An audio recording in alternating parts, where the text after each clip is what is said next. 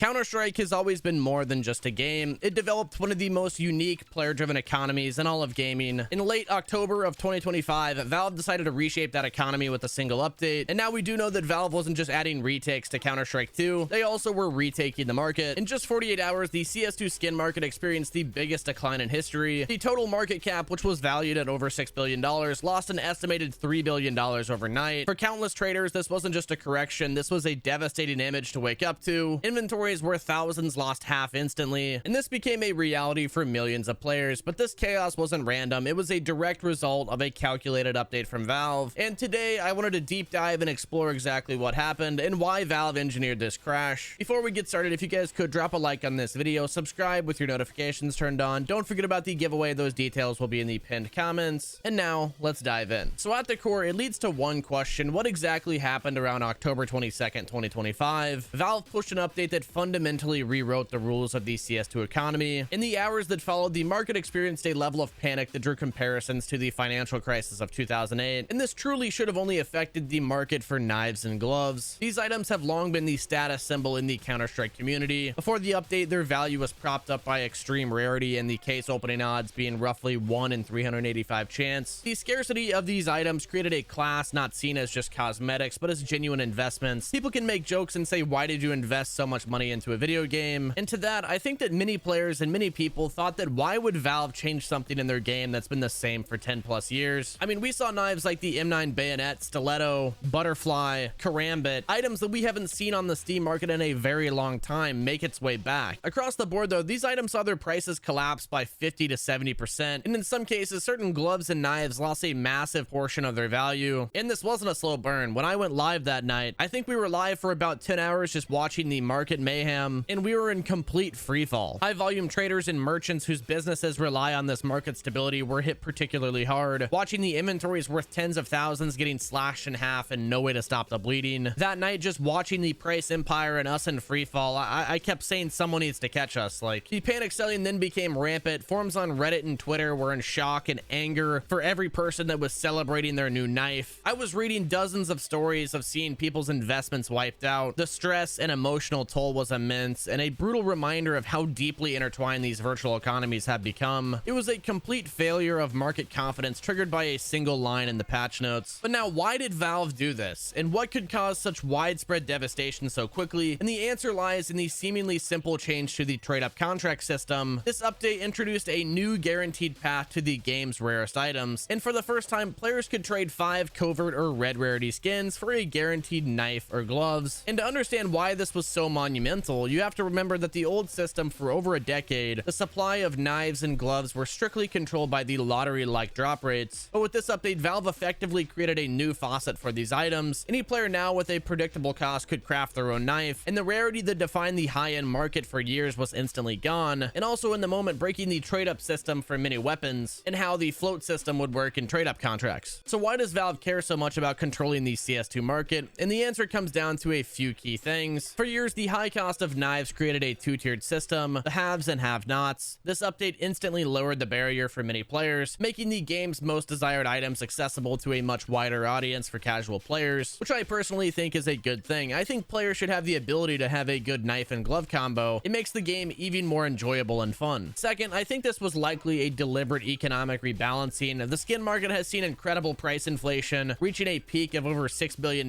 just before the crash, and such bubbles can be seen as unsustainable. By crashing the prices of the most inflated assets, Valve may have just been performing a controlled demolition, a painful but necessary reset to prevent an even bigger collapse down the line, and not to mention to combat the market manipulation that was happening. And third, this move clearly targets the third-party skin markets. A significant portion of the high-value trades happened on external websites, where Valve doesn't actually get a cut. So when the knives are cheaper and more players are willing to buy them and sell them directly on the Steam community market, Valve gets their 15% cut, and it's a reminder that Valve is actively investing in keeping their players within their ecosystem. But for the community, the reaction was as expected, deeply divided, and the casual players largely celebrated it, but for the investors and longtime traders, it felt like a profound betrayal. They had invested the capital into the market based on the rules and rarity that Valve has set up. The aftermath of this event was pure chaos, and the new market dynamics began to unfold. As the value of the knives and gloves nosedived, the opposite happened to the covert items. These skins, previously considered as the dead ends and trade up chains, they suddenly became the new raw ingredients to crafting knives. We saw the prices for previously cheap covert skins like the MP9 Starlight Protector skyrocket, and in some cases some of the reds and covert items jumping up by over 2,000%. But this surge couldn't compensate for the value that was wiped up on the high tier items. The price of a few dozen reds going up couldn't offset a single butterfly knife dropping by thousands of dollars. But then something even more surprising happened. After the initial 48-hour apocalypse, the market began to show signs of life. As the prices hit rock bottom and investors swept in, this surge of demand created a remarkable rebound. In the 24 hours following the crash, the market regained an estimated $1 billion in total value, and climbing from the disputed bottom of around $3 billion to about $4.25 billion, back above the $4 billion mark. And as of the making of this video, on Sunday, November 2nd, the market cap has hit $5.2 billion and only 13% down from the all-time high at $6 billion. And this recovery showed that while the bubble had burst, the fundamental appeal of skins remained strong. The money hadn't vanished, it just was redistributed. However, this still isn't a return to normal. The volatility still remains incredibly high, and there's a huge cloud of uncertainty that still hangs over everything in the next month or two. So what does this all mean for the future of the CS2 skin economy? Should you panic sell? Should you hold on? Or is this a massive buy-in opportunity? In the short term, I'd say expect the volatility. The market is still digesting this shift. I said previously that our high tier items like sapphires, rubies, the crimson webs, emeralds, I think will all be the more stable in the market. And I think the cheap low tier knives may get even cheaper. And that goes for the gloves as well. I definitely think our rare finishes and patterns will remain the most stable in the market and maybe even go up higher than they previously were before. Do I think that we could see another dip in knife prices? I'm not really sure, but sometimes the safest play is to do nothing. Either way, this doesn't mean that the investment opportunities are gone. I think they'll just be a bit more complex. Myself, personally, I'm heavily invested into the armory pass, and the weapon collections that are built behind that can't be used in the gold trade-ups. So is this a good thing or is this a bad thing? The strategy of buy a rare knife and hold it might be dead, but the great CS2 crash of October 2025 will be remembered as a landmark event. This was a brutal and deliberate rebalancing that wiped out billions of perceived value. Yet from a neutral perspective, this is a double-edged sword, and this was also a very calculated move by Valve. What we have left is a market that is more accessible, more volatile, and infinitely more complex. I have faith in the economy. I don't feel like it would just die instantly. Valve has a team of economists that are working behind this, and they know what the value of these skins mean to their players. But I think that's going to wrap it up with today's video. Let me know in the comment section below what you think about this. What do you think Valve's next move will be? Do you think that the market will continue on an upward trend, or do you think that this will be bad? Be sure to let me know in the comment section below. Also, guys, don't forget about the giveaway. Those details will be in the pinned comments. This has been Zach, and I will catch you guys in the next video.